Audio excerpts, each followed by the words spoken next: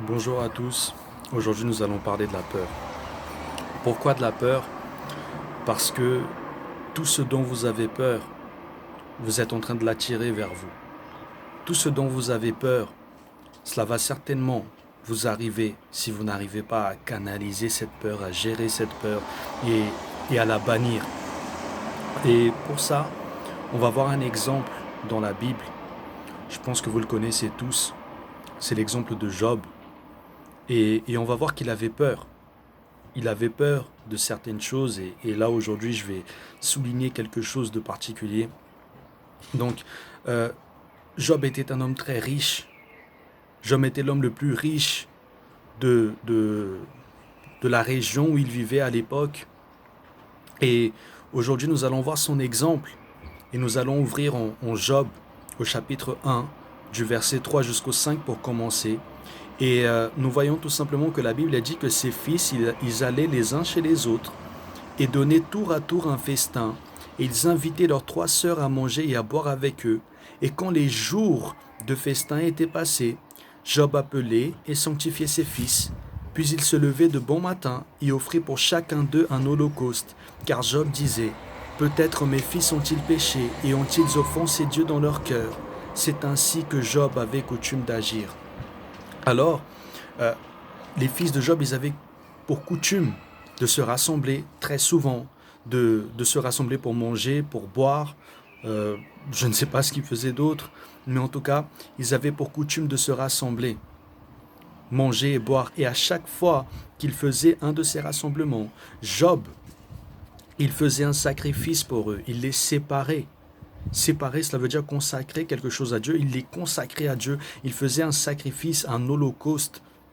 Et à l'époque, ça c'était tuer une bête, tuer, peu importe en fait, pour pouvoir sacrifier, pour pouvoir nettoyer le péché lorsqu'on péchait. Et la Bible dit pourquoi? Parce que Job avait peur, de peur que ses fils, ils aient péché contre Dieu dans leur cœur. Et à l'époque, dans l'Ancien Testament, et aujourd'hui c'est toujours le cas, sauf qu'à l'époque les choses se passaient très vite. Le salaire pour le péché était la mort. Alors Job avait peur que ses fils, pendant ces réunions, ils puissent pécher contre Dieu et que Dieu se mette en colère et que Dieu les tue. Et nous allons voir par la suite que Satan, il était allé voir Dieu et il a dit à Dieu, Seigneur, Job, il te craint, mais il te craint pour une chose. Il te craint parce que tu l'as béni. Il te craint parce que tu lui as donné plein de choses, plein de bénédictions, plein d'enfants, plein de troupeaux, plein d'argent. C'est pour ça qu'il te craint. Mais je t'assure que si tu le touches, il te maudira en face. Si tu touches à ce qui est à lui, il te maudira en face. Et donc Dieu avait accordé la permission à Satan de toucher Job. Et donc, qu'est-ce qui se passe? Satan, il va toucher Job. Mais l'une des premières choses que Satan est allé toucher dans la vie de Job, c'était des choses desquelles il avait peur. Et on va voir en Job, donc du chapitre 18, enfin au chapitre 1 du verset 18 au verset 19, que la Bible a dit qu'il parlait encore. Donc les serviteurs de Job, ils sont venus les uns derrière les autres pour lui dire ce qui s'était passé, que Job avait perdu des troupeaux, que Job avait perdu voilà, des greniers, des endroits où il avait des richesses. Et il parlait encore lorsqu'un autre vint et dit, tes fils et tes filles mangeaient et buvaient du vin, donc comme à leur habitude, dans la maison de leur frère aîné, et voici un grand vent est venu de l'autre côté du désert, a frappé contre les quatre coins de la maison, et elle s'est écroulée sur les jeunes gens, et ils sont morts. Et je me suis échappé moi seul pour t'en apporter la nouvelle. Donc Job, il avait peur que ses fils pêchent contre Dieu dans leur cœur. Je ne sais pas si ses fils ont péché contre Dieu ou pas, et je ne pense même pas. Mais tout simplement à cause de cette peur, Job a donné la légalité à Satan d'aller toucher à ses enfants. Job a donné la légalité à Satan d'aller toucher à ce qui lui appartenait. Et nous allons le voir que Job, il a fini par comprendre ça. Au chapitre 3, au verset 25, Job, il dit,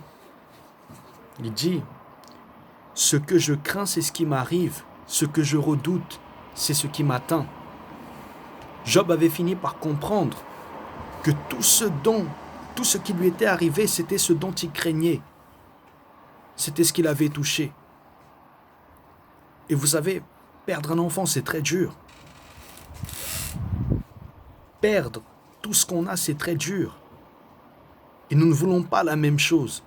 Nous ne voulons pas perdre notre santé, nous ne voulons pas perdre notre vie, nous ne voulons pas perdre tout ce que nous avons parce que nous avons eu peur de ces choses. Alors, identifiez quelles sont vos peurs. Identifiez qu'est-ce qui vous préoccupe. Identifiez qu'est-ce qui vous redoute. Qu'est-ce que vous redoutez. Quelles sont ces choses et bannissez-les. Et peut-être que vous vous demandez, mais comment est-ce qu'on peut bannir nos peurs, nos craintes? La Bible dit que l'amour parfait bannit toute crainte. L'amour parfait bannit toute crainte. Et c'est quoi l'amour parfait? C'est l'amour de Dieu. Dieu seul peut bannir tes craintes. Dieu seul peut bannir ce que tu redoutes. Dieu seul peut enlever ses peurs. Et tu as besoin de le connaître. Tu as besoin de lire sa parole afin que ça engendre de la foi chez toi, afin que tu connaisses qui Dieu est et que tu connaisses son amour. Alors, Job, il a fini par comprendre que tout ce qui lui était arrivé, c'était ce qu'il craignait, c'était ce qu'il redoutait. Ne veuille pas que la même chose t'arrive. Ne veuille pas craindre des choses, ne veuille pas craindre des gens, ne veuille pas craindre des circonstances. La seule chose, la seule personne que tu devrais craindre, c'est Dieu. Aucune autre situation, aucune autre circonstance, aucune autre personne, tu ne devrais craindre. Alors, j'espère que le message était clair. J'espère que vous avez pu saisir que la crainte, c'est quelque chose qui n'est pas bon. La crainte, c'est quelque chose qui ne va vous mener nulle part. Et j'espère aussi que vous avez compris comment chasser cette crainte. La façon de chasser cette crainte, c'est par l'amour de Dieu. Par cet amour qui est parfait. Par cet amour qui ne change pas. Par cet amour qui veut vous garder, qui veut vous préserver. Alors, s'il vous plaît, cherchez cet amour, cherchez à bannir ces peurs, cherchez à bannir ces craintes. Ce n'est pas juste un message de motivation, ce n'est pas juste un message pour vous réconforter. Si vous n'y croyez pas, continuez à garder vos craintes, continuez à garder vos peurs.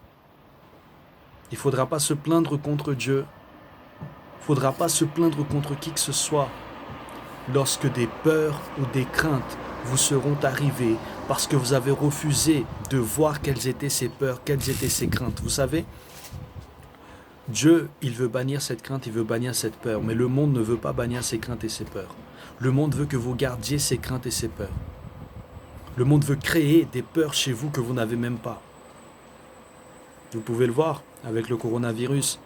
C'est prouvé même scientifiquement que si vous écoutez des informations sur ce virus pendant 5 minutes, pendant 5 heures, votre corps ne se défendra pas.